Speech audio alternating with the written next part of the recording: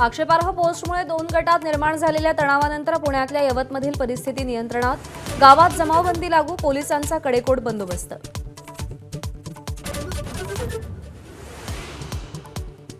नवे कृषी मंत्री दत्तात्रय भरणेंचा अधिकाऱ्यांना अजब सल्ला, सरळ काम सगळेच करतात पण एखादं काम वाकडं करून परत सरळ करणाऱ्याला लोक लक्षात ठेवतात, भरणेंचं वक्तव्य।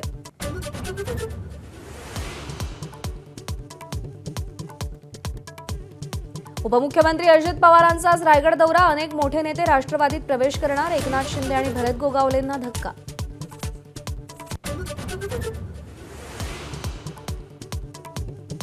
मनसे अध्यक्ष राज ठाकरे आणि संजय राऊत आज एकाच मंचावर येणार, शेतकरी कामगार पक्षाच्या 78व्या वर्धापन दिन सोहळ्याचं दोघांनाही निमंत्रण, शिवसेना मनसेत जवळीक वाढत असल्याचं अधोरेखित। मुंबईतील मिठी नदी घोटाळा प्रकरणात आर्थिक गुन्हे शाखेकडून आरोपपत्र दाखल, केतन कदम आणि जय जोशी विरुद्ध 7,000 पानांचं आरोपपत्र, 65 कोटी 54 लाखांचा गैरव्यवहार झाल्याचं समोर। तुळजापुरातील भवानीशी तलवार गहाळ झाल्याचा आरोप, पुजाऱ्यांचा द्रविड शास्त्रींवर आरोप, तर मंदिर प्रशासनाची सावध प्रतिक्रिया। कोल्हापूरच्या महादेवी हत्तीणीला परत आणण्यासाठीच्या स्वाक्षरी मोहिमेला 2 लाखाहून अधिक जणांचा पाठिंबा, राष्ट्रपतींना साकडं घालणार।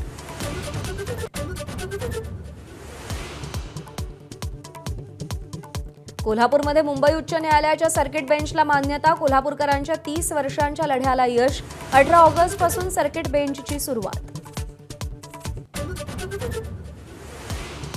माजी पंतप्रधान देवेगौडांचे नातू प्रज्वल रेवण्णाला आज शिक्षा ठोठावणार, 47 वर्षीय मोलकरणीवर बलात्काराचा आरोप सिद्ध, रेवण्णाविरुद्धच्या 4 पैकी एका प्रकरणाचा निकाल काल जाहीर। 5वी कसोटी रंगतदार अवस्थेत, काल एकाच दिवशी 15 विकेट्स पडल्या, इंग्लंडला 247 धावात गुंडाळल्यानंतर भारत दुसऱ्या डावात 2 बाद 75 धावांवर। ग्रँडमास्टर दिव्या देशमुखचा आज मुख्यमंत्र्यांच्या हस्ते सत्कार, नागपूरमध्ये सोहळ्याचं आयोजन, नवनियुक्त क्रीडामंत्री माणिकराव कोकाटेही उपस्थित राहणार।